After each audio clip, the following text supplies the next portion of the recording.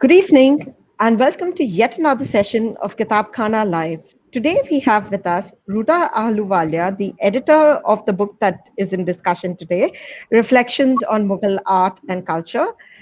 She would be asked questions by Rana Safvi.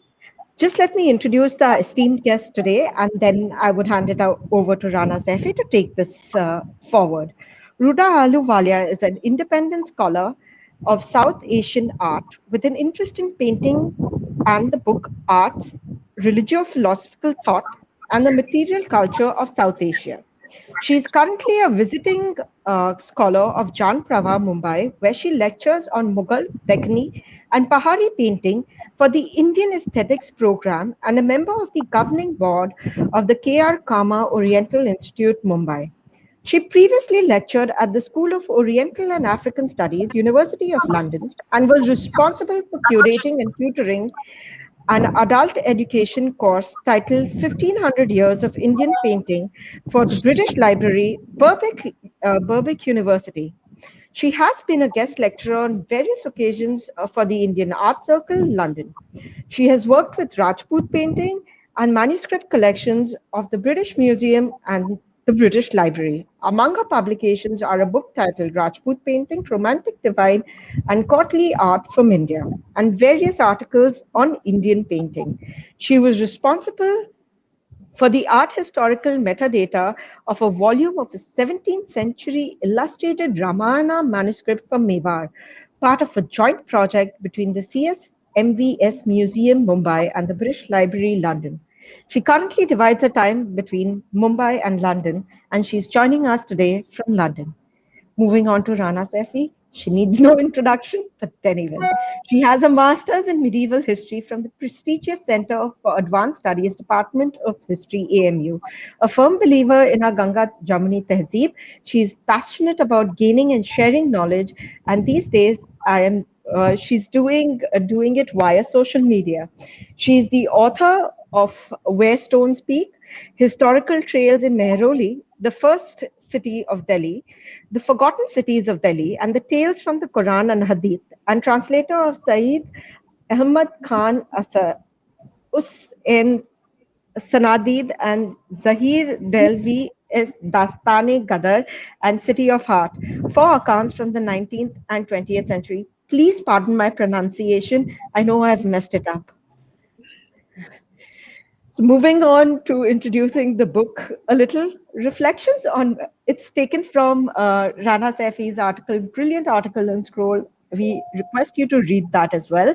Reflections on Mughal Art and Culture, jointly published by K.R. Kama Oriental Institute and Yogi Books, and edited by Ruda Ahluwalia, an independent researcher on South Asian art, brought together 13 essays written by some of the finest scholars of Mughal art and culture. The articles weave together varied aspects of Mughal art and challenge established norms in our reading of the genre. While on one hand, art historian Mika Nateef discusses how important Mughal women were in the royal court and were depicted as authoritarian figures in the paintings of Akbar Nama and Jahangir Nama, historian Guleru Puoklo, I'm sorry if I'm pronouncing that incorrectly, reflects on the interconnectedness in the architectural patterns among the Mughals, Ottomans, and the Safavids. Enter the splendid world of Mughal India and explore its rich aesthetic and cultural legacy with our two esteemed guests today. Thank you. And moving on, Rana Appa, giving the stage to you. I would be down in the audience. In case you need anything, please haul me up. We would be taking questions towards the end of the session. Last 15 minutes is for you, our audience. So please stay tuned and keep listening. Thank you so much, Mansi. And I apologize for the dark picture that's coming because there's no electricity. I'm on the hotspot. So as soon as the electricity comes, my face will be a little more visible. But I'm sure we are all here to hear Rhoda speak. So that's fine. Rhoda, first of all, I must congratulate you on editing such an insightful and such a thoughtful book. And you were working with such riches, as it is. The Mughal Empire is a symbol of, sumptuousness and has always been, a subject which has fascinated everybody. And museums all over the world are full of Mughal artifacts. So my first question that comes to you is, that considering the wealth that we were working with, how did you choose on the articles or the essays that you have in the book? Did you first, come down to the shortlist the authors, or did you shortlist the subjects and then go to the authors? Thank you, Rana. Thank you, Mansi, for introducing me. But before I begin, I just wanted to say a few words. I wanted to thank the K.R. Kama Oriental Institute and Niyogi Books, the joint publishers, for their full support, not only in publishing the book, but their ongoing support to promote the book. And I also want to mention that Mr. Mancherji Kama, president of the K.R. Kama Oriental Institute, passed away just a few days back. And he will be sadly missed as a leading and enthusiastic supporter of the arts, culture, and education in Mumbai. So now to answer Rana's question, Rana, I'll just go back to the beginning and how this book came about, and then it'll be very easy for everyone to see how easy it was for me to actually put this book together. As you know, this book began as a seminar sponsored by the K.R. Kama Oriental Institute and organized by me as the academic advisor.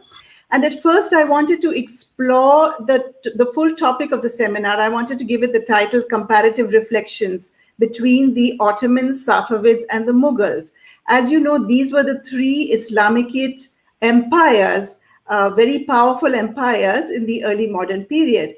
But then it was felt that Mumbai was not really ready for a seminar of this nature. So we decided to just have a general seminar on Mughal art and culture with a section on comparative reflections. Rana, your lights have come on. Good for you. So my vision for the seminar and for the book as well was very broad-based. Basically, we wanted to attract leading scholarship internationally and from India. And so I went about with that in mind. And so I prepared a theme paper that had a very broad canvas, reflecting on almost any topic that a scholar wanted to write on. The themes were painting, the decorative arts, architecture, and then a section on comparative reflections between the Ottomans, Safavids, and the Mughals.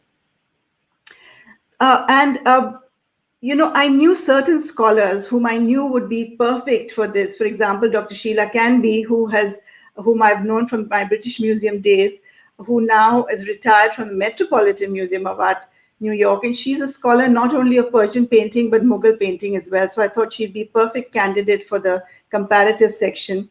And somebody pointed out that Professor Gulru Nechipoglu, who's from Harvard University, very well-known figure, she has been studying Ottoman culture all her life, but she actually was about to write a book on comparative cultures. So she was a perfect candidate and she agreed straight away.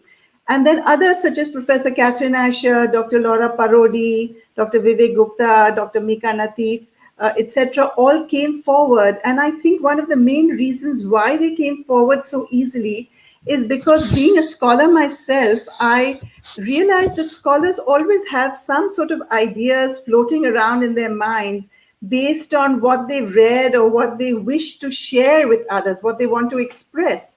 And a seminar is the perfect forum for them to do so. For example, I can give my example of, I've always wanted to write a paper on this artist Nanha ever since I wrote a preliminary paper on him when I was doing my master's at SOAS. And so this was the perfect opportunity for me to present my work. And similarly, Dr. Mika Natif had started researching portraiture of royal women. So she came on very readily. Dr. Vivek Gupta was doing his thesis on, and this is a part of his thesis. As I said, Professor Nechipoglu, Dr. Sheila Canby, came forward. She's done so much work on a Shahnameh of Shah Tamas, but she wanted to talk about the influences of that manuscript on Mughal painting, etc. And so it was very easy, and we had a huge number of wonderful scholars giving us this new and exciting research. Of course, I had to choose among the papers presented, but we were fortunate that almost all the papers were so good that I knew I had this wealth of exciting research and I was determined to get it published. And so it just happened.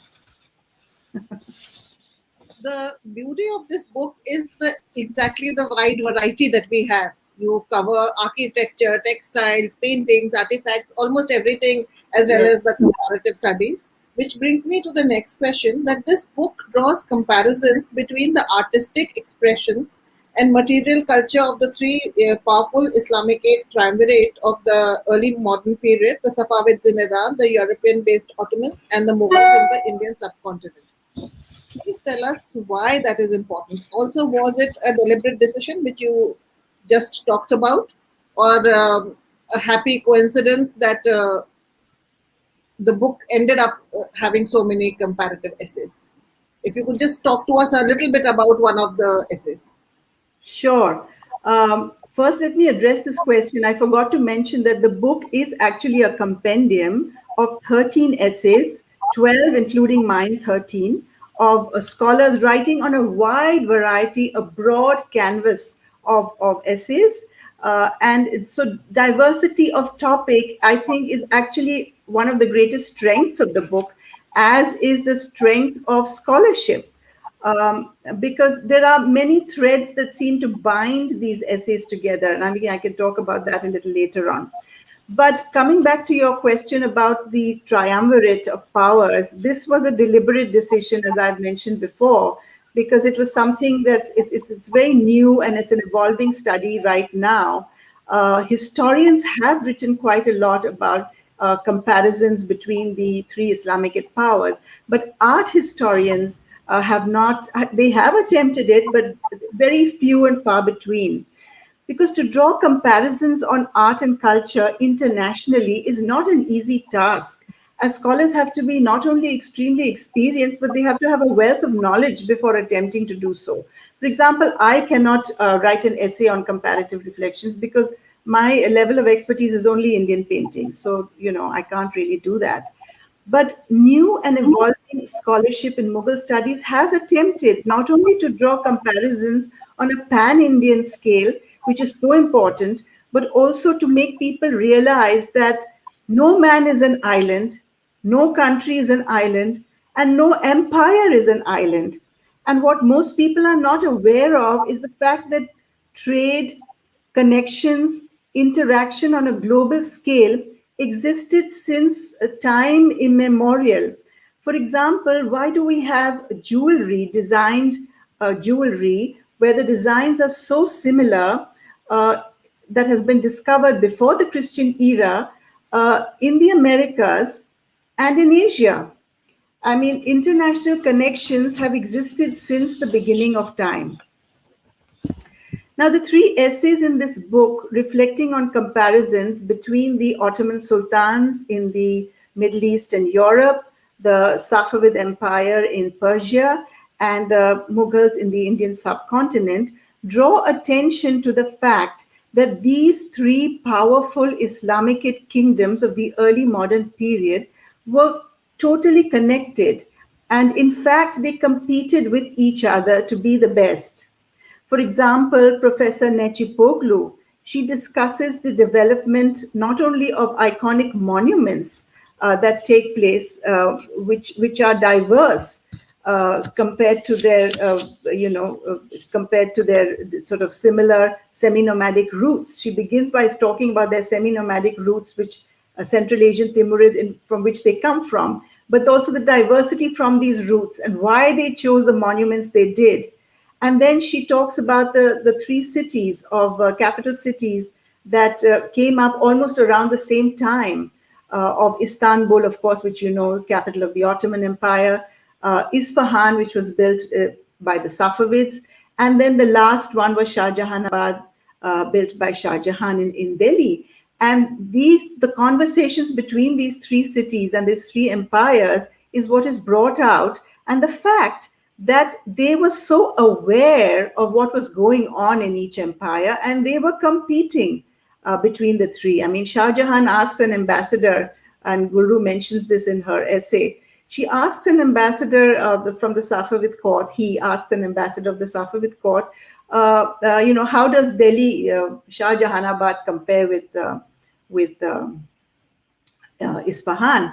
And of course, the ambassador says that, oh, there's no comparison with the Isfahan can be compared to the dust of Delhi.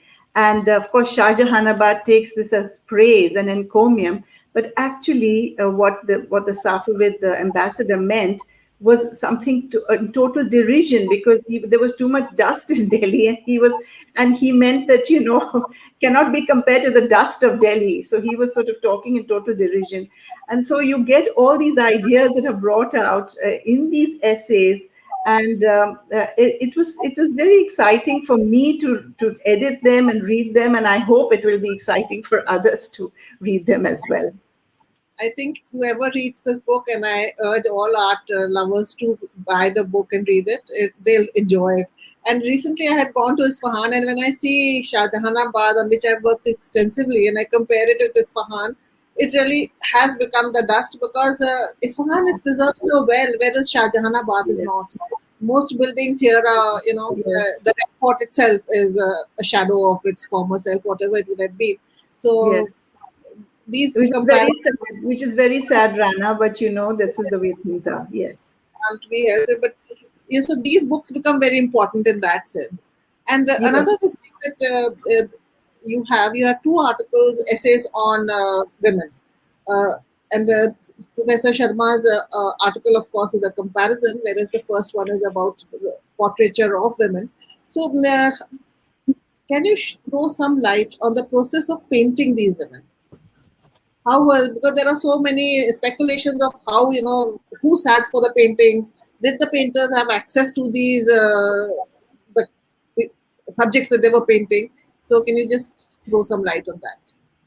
Okay. So we'll first talk about Dr. Mika Nateef's chapter, and she discusses the portrayal of royal women in historical chronicles such as the Akbarnama, Jahangirnama, and so on. And I just want to mention these historical chronicles or illustrated histories were begun by the Emperor Akbar first. He had his friend and historian Abu al-Fazal write the Akbarnama, and then he had his artists illustrate the Akbarnama, and Jahangir, of course, wrote his own memoirs, the Jahangirnama, and there were many paintings that were done that were probably intended to be a part of the Jahangirnama, but somehow were never collated during his reign to actually, with the title, the Jahangirnama, as the Akbarnama has. But in any case, scholars think that these paintings were intended to be from the Jahangirnama.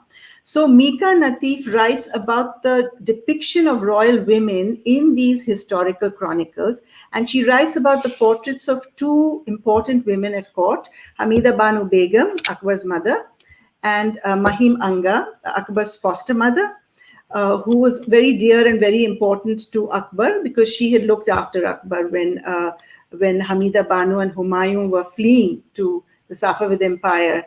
When Humayun was defeated by Sheikh Shah Suri.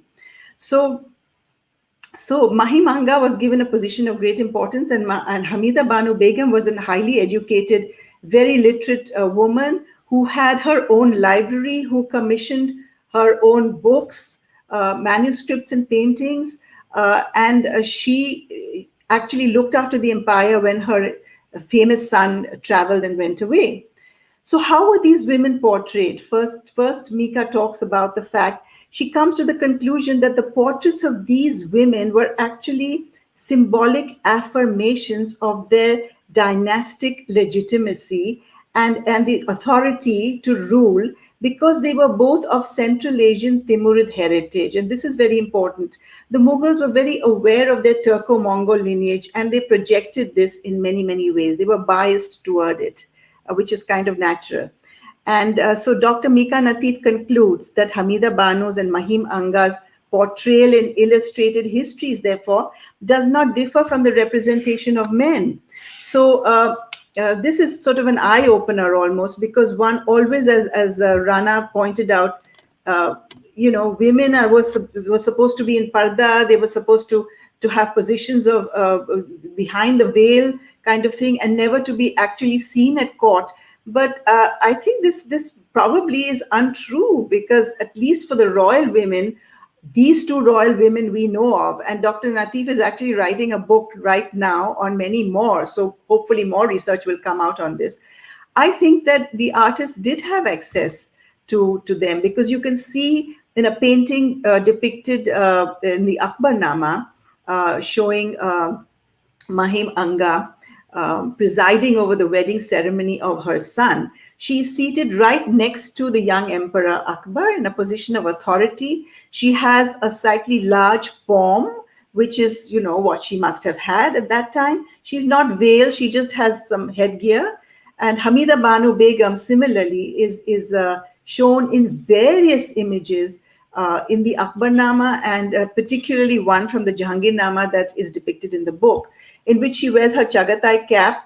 She has her veil on the side. Not, you know, they used to wear a kind of a cloth on the side and then the Chagatai cap on top, because she was from Central Asian lineage.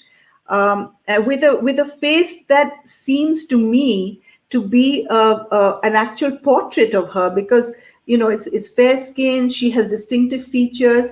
So I think that these women were, I mean, even pictures of her in the Akbarnama sitting in the boat and going with, you know, the boatmen rowing, she's sitting right next to them. I think that I think the artists actually had access to these women.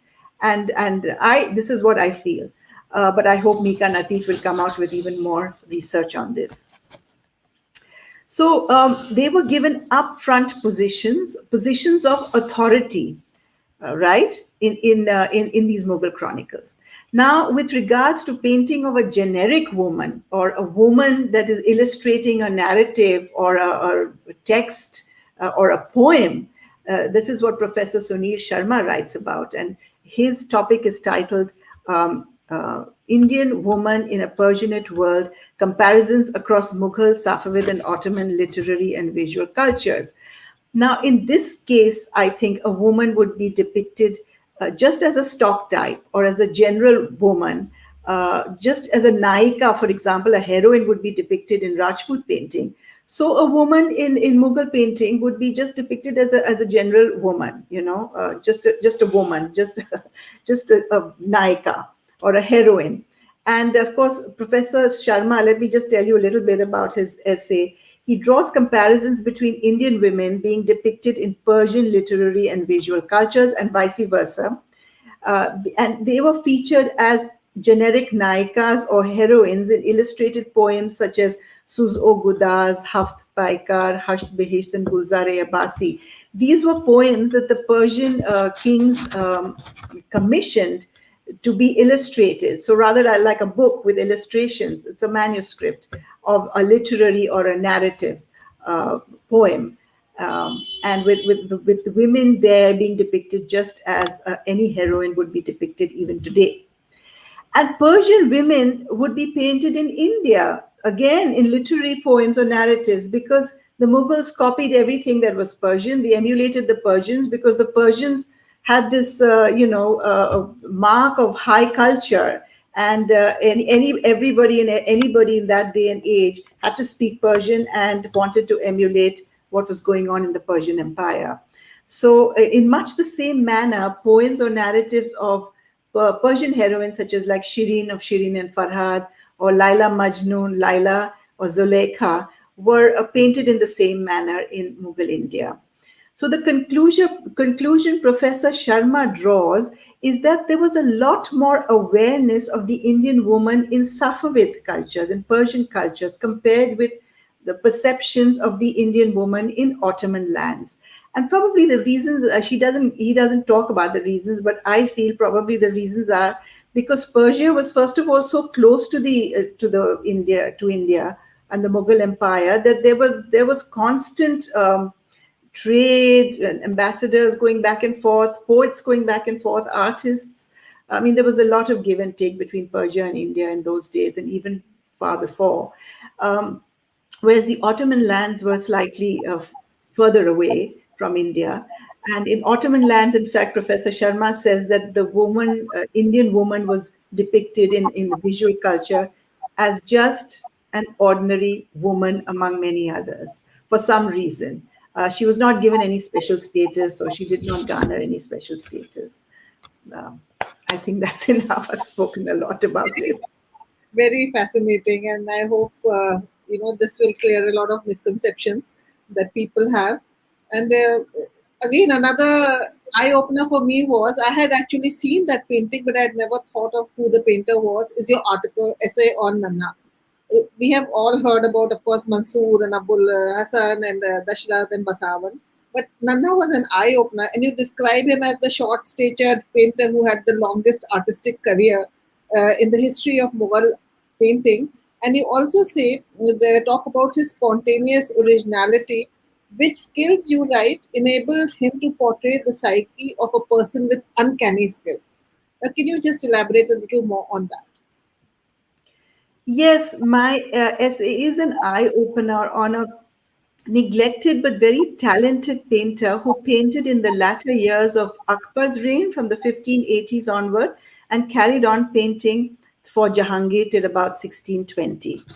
Now, if one studies the paintings done by Nanha, one can see that right from the inception of his career, he had a very light, naturalistic touch to his works. His paintings exhibited this spontaneity. And I'm going to show you a painting from a Tuti Nama manuscript, 1580, painted right at the beginning of his career. I hope you'll be able to see it somewhat.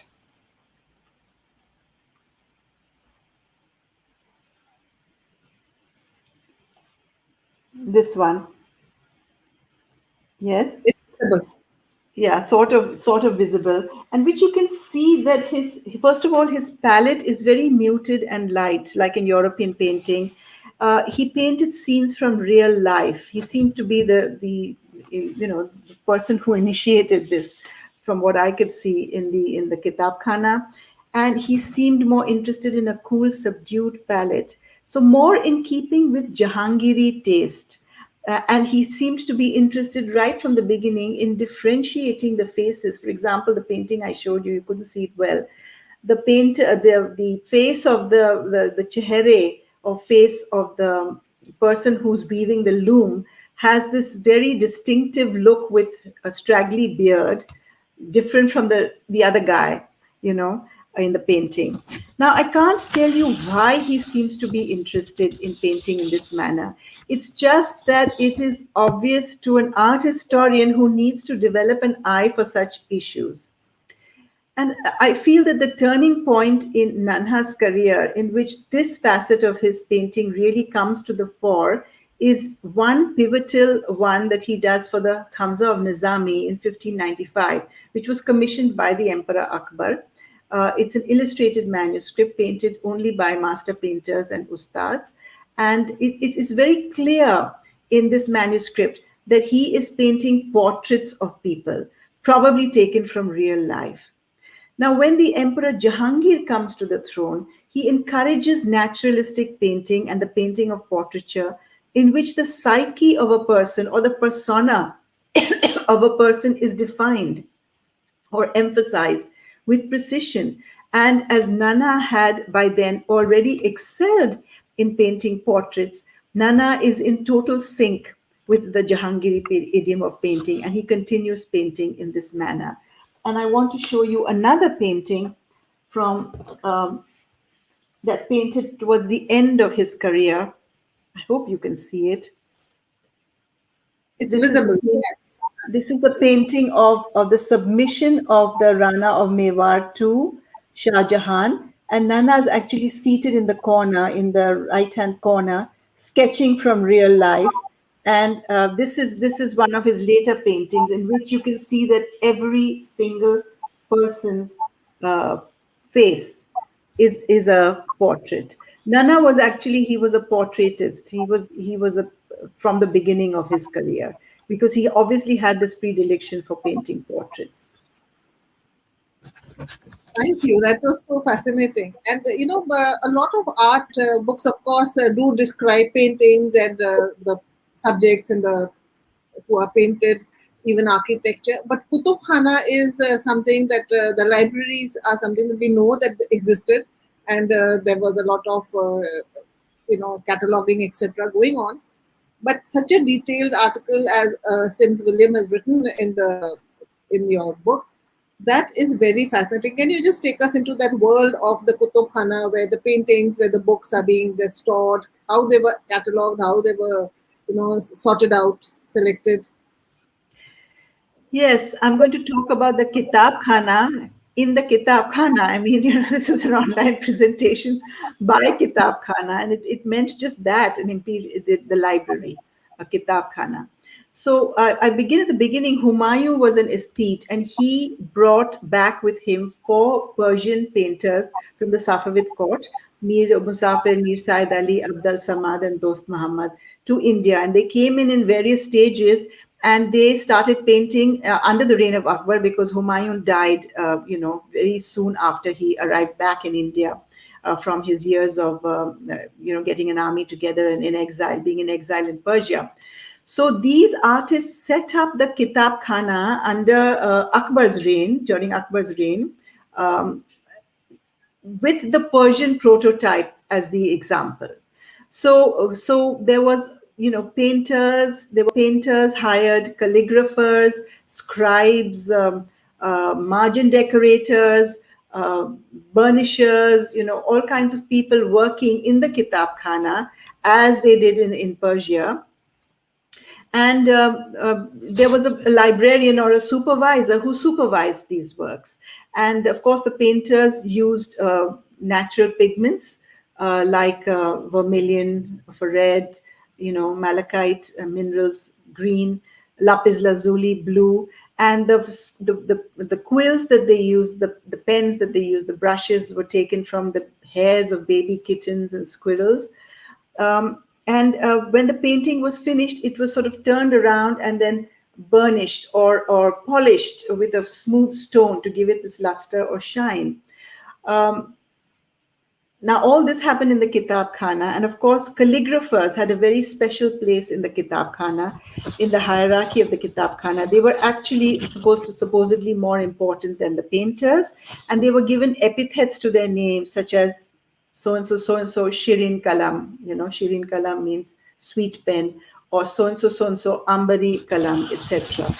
Now, painters and calligraphers, all of them worked side by side. You have some paintings of them seated, on their haunches. I don't know how they sat like that all day, but they did, painting from little pots while the calligrapher did his calligraphy inscription at the back.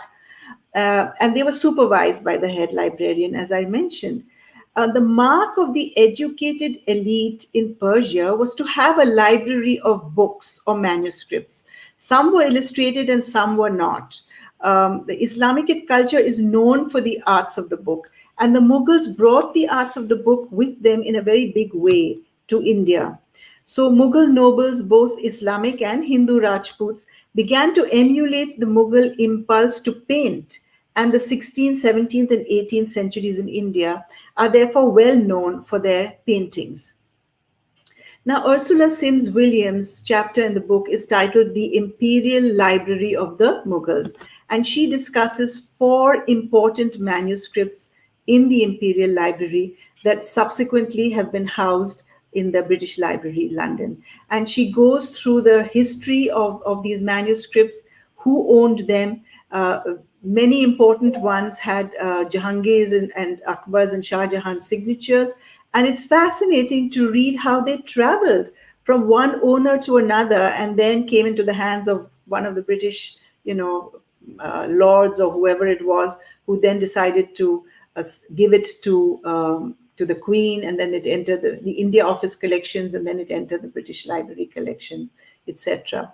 So there's one Hamza of Nizami that's very famous, and actually the seal from the back, this Shamsa from the back of the book is taken from or 6810, housed in the British Library. I just loved it. Of course, it's a geometrical symbol of the sun, and it was used in the beginning of every important royal manuscript. So Ursula Sims Williams gives us a fascinating read of some of the manuscripts that the Imperial Library had, the Kitab Khana had at that time. And she herself works for British Library. She So is. She's the lead curator of the Persian collections.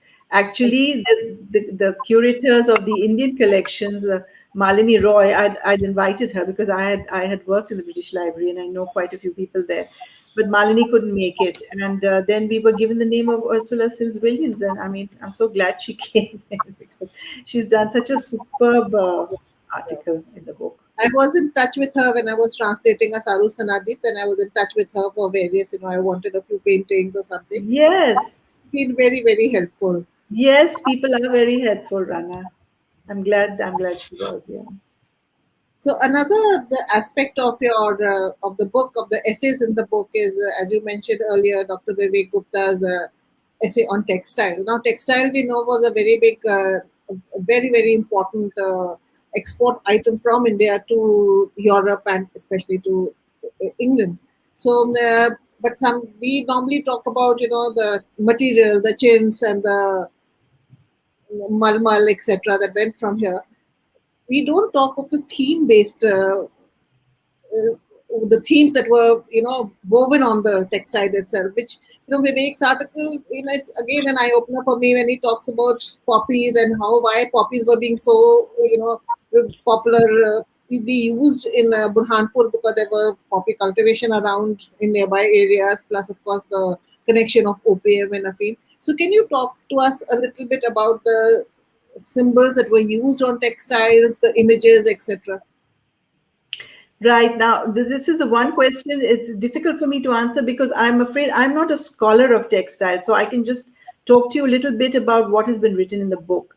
And it's Dr. Anamika Pathak talks about textiles a little bit, and she talks about the evolution of decorative art objects, including patterns, changes in patterns and motifs. That is what you asked about in objects, in robes of honor, in sword hilts, and in textiles. And she discusses the Farash Khana, which was the royal karkhana, which mentioned in the Aini Akbari, in which textiles, royal tents, etc., were made. Now, the floral motifs that the Mughals used, briefly mentioned a few, and they were used on decorative art objects, architectural surfaces, and textiles. Anamika Pathak refers to these as Butta motifs, which apparently began as popular motifs during the reign of Jahangir and then carried on through the reign of Shah Jahan. In particular, Anamika mentions two floral motifs used commonly on tent surfaces, bedspreads, textiles, etc., which are the poppy motif and the hibiscus motif. And there are pictures in the book. But Dr. Vivek Gupta, he talks about the city of Burhanpur and the textile culture in the city of Burhanpur, and he weaves this together in a very fascinating way. And so to give one an account of what really may have taken place in the city of Burhanpur, which you wouldn't imagine going to Burhanpur today, that all this was going on at that time. Now, he refers to the popularity of the poppy motif on kalamkaris or chintz textiles, which were produced at Burhanpur for the home consumption as well as exported to the Armenian community in New Julfa as far as Genoa through Armenian merchants. And I just wanted to show you a picture of a poppy bedspread, if I can. I hope I can. Yes. Yes, you can. Yeah, we can see it. Now this poppy poppy motive. So he concentrates on the poppy motive, Dr. Vivek Gupta, and he states that this motive has become an easily identifiable motive in Mughal visual culture. It could be that this motif was used on textiles in the form of a stencil, because as you can see, it's just like one poppy flower motif that is repeated, and this stencil was applied to the cloth. Poppies apparently served as one of the most common plants in Mughal ornament from the late 17th to the 18th centuries.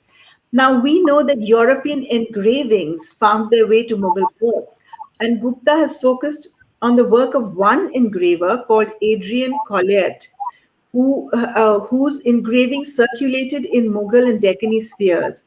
And his engravings may have inspired many of the floral drawings, not only here, but not only on textiles, but also in paintings. For example, in the Dara Shoko album, which is now in the British Library. And I wanted to show you a picture of Adrian Collier's engraving. Here it is. And have a look at this hookah bowl from the Cleveland Museum below, because I'm going to be talking about it soon. Um, so Adrian Collier, whose engraving circulated in Mughal and Deccan spheres, may have, as I said, inspired many of these floral drawings. Depictions of the poppy motif are also found on hookah bowls, pointing to the possible association of this plant with opium, with the addiction of opium and the pleasures that people derived from opium in those days. In particular, the poppy motif produced on textiles from Burhanpur appears to hint at the pleasure of opium, as poppies were harvested and opium was sold in neighboring districts of Malwa and the northern Deccan during the 17th century. So Gupta then depicts a profusion of poppy motifs seen on architectural surfaces at the Kharbuza Mahal, at Burhanpur, the Bibi Ka Maqbara, at Aurangabad in the Deccan. So this not only depicts the ubiquity of the use of the poppy motif in the 17th century, but also points to the fact that motifs were used simultaneously in the decorative arts, in paintings, on textiles, and painted on architectural surfaces as well. And I just want to read out a poem that a Persian poem on the world of opium, which resonates strongly with Burhanpur, that Vivek Gupta writes about in his essay. And this is penned by a Persian poet called Maulana Kamal al-Din Jishmi of Hamdan. Oh, the heart has become intoxicated by you. Your face drowns the eye in the depths of light. Knowing this only until you have arrived here, the spirit has made it to the brink of Burhanpur. End of quote. So, Beautiful. so this is one fascinating article we have on the poppy motif and on textiles in the book. So it's special. It pinpoints a particular motive, as you said, so that makes it very, very specialized. Today, of course, Burhanpur, there is still a lot of weaving going on, but what is being made there mostly are shrouds, kaffans. When I had gone there, I saw almost every second house was, they had a loom inside their house, but they were weaving kaffans. So that is, I suppose, another sad part, that skill that was there is now disappearing. But Yes, what yes, about that yes, anyway. So, that's why these books become so important, because they're repositories of tradition, of our past, of our culture. And absolutely, why these discussions become absolutely. important. And another, essay, very, very, for me, very interesting, because I write basically on architecture, was Professor Catherine Asher's article. We Yes, associate the Mughals only with destruction, as she talks of, and then she says that there was so much of construction going on, especially of temples during the Mughal eras, particularly in the Braj Bhumi and the Varanasi area. And she of course gives a lot of illustrations. So can you tell us a little bit about that, please? yes, yes. Professor Catherine Asher discusses the construction of Hindu temples under Mughal rule rather than the oft mentioned destruction. Temple building began as a result of Akbar's policy of Sul-e-Kul, which means peace for all. It was an egalitarian policy of inclusion that encouraged freedom of expression, that encouraged freedom of religious thought, that encouraged freedom of temple building. So scholars call this sub-imperial patronage, and this is kind of an often difficult reading of what kind of patronage. It's basically sub-imperial means not imperial, but one step below. So it's patronage by the nobles. And the nobles were, of course, many Mughal Muslim Islamic nobles, but as well as the Rajputs, who fought and who were part of the Mansabdari system that Akbar set up. So the Rajputs were a part of the empire, and so they were encouraged to build temples, and they did. The Kachwahas of Amber Jaipur built a prolific number of temples all through the northern Indian belt. The Bundel Rajas of Bundelkhand built temples at Orcha and at Mathura and Varanasi. The Ranas of Mewar built temples.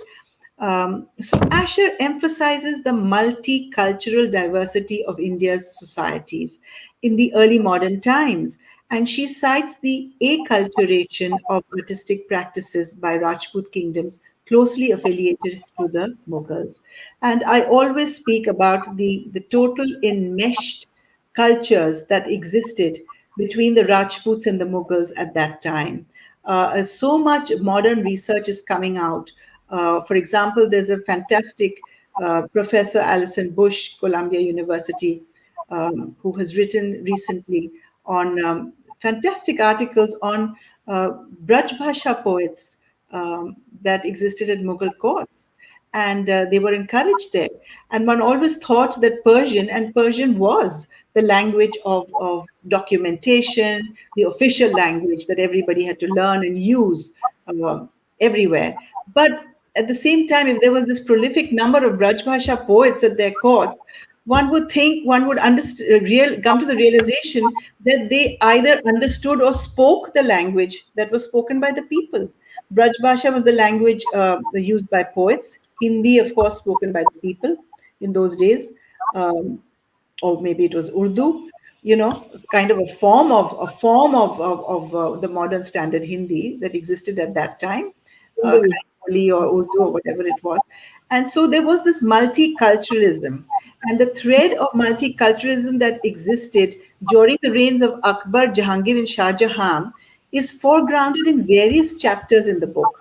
I've spoken about Catherine Asher right now, but my essay as well, I refer to Akbar's policy of Sul-e-Kul as being the primary reason for the wholehearted adoption of European artistic practices that occurred during the latter years of Akbar's reign and Jahangir's reign.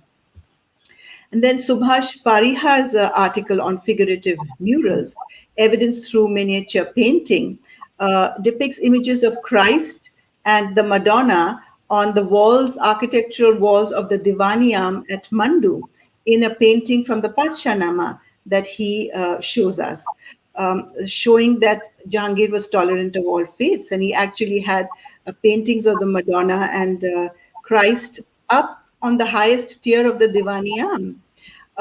Akbar had the Ramayana and the Mahabharata translated in his Maktab bureau, because not only did he want to learn more about Hindu culture, but he wanted his family and the nobles to learn as well. And then he had them illustrated. And now recent research has come up with this book. I mean, we've known about this Ramayana of Hamida Banu Begum for a long time, but nobody's put it together. But recently, the Museum of Art in Doha, thank God, has managed to collect all these paintings, and three fabulous historians have written a book on Hamida Banu Begum's commissioning of a Ramayana manuscript, paintings from the Ramayana. Which is so fantastic. And then Jahangir actually had the Yog Vashisht, which is such an esoteric Hindu text that, I mean, we haven't heard of it. It's teachings of the yogic principles to Ram. And we know that Jahangir was very interested not only in Sufi saints, but Hindu ascetics, and he visited them very frequently as well. But he actually had this text translated into Persian, and then he had it illustrated when he lived in Ahmednagar. And Dr. Vivek Gupta's chapter in the book showcases a poem written in Hindi by Abdul Rahim Khan Khanan, who was the commander-in-chief of Akbar's and Jahangir's armies. Abdul Rahim was a scholar not only of Chagatai Turki, but of Persian, Sanskrit, Braj Bhasha, and Hindi.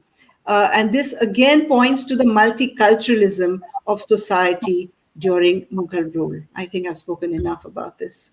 So this book actually has not only just essays on comparative practices, but also composite practices of the Mughal Empire. So that makes it even more valuable, because yes, pan-Indian cultures, yes, as well as pan-international, yes. So that makes it much more valuable. And these, Rana, these threads go through the book, and this is what I found while I was editing, which was so exciting for me, because I said, oh my God, so many people have written about multiculturalism. So many people have written about motifs used, it's just very fascinating. So it does all come together no matter that the essays are very diverse. It just seems to come together with all these threads running through the book. That's absolutely correct. Because, as you said, these threads, they are the ones that bind that book together. Which brings Yes, me to my yes. last question. After which, if there is any audience question, we'll take that.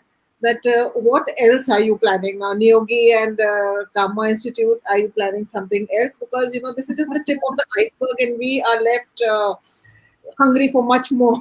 And Yes. which are the aspects that you'd like to concentrate on now?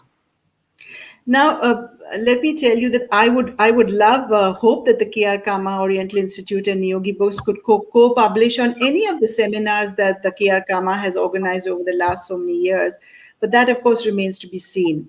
And with regards to Mughal studies, you're right, this is just the tip of the iceberg.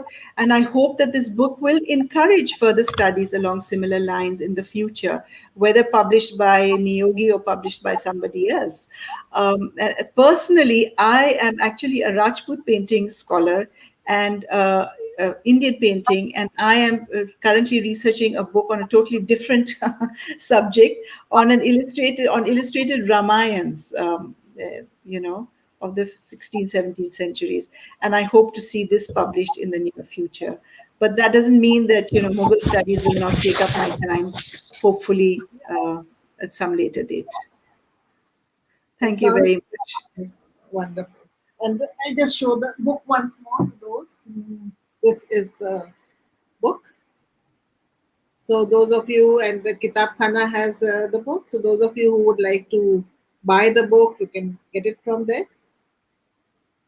It's very sumptuously produced. Thank you so much for the wonderful conversation, uh, to both our speakers. Yes, the books are available at Kitab Khana, and if you would like to order in a copy after listening to these erudite scholars talking about the book, please DM us or on Facebook, Twitter, or Instagram, or simply send us a WhatsApp on our WhatsApp number. That's also linked to our Facebook. Sorry. Hoping to see you again on yet another session of Kitab Khana Live. Thank you to both our speakers for your patience and also for such a wonderful session. Thank you. Thank you so Thank much. you. Thank you, Nancy. Thank you.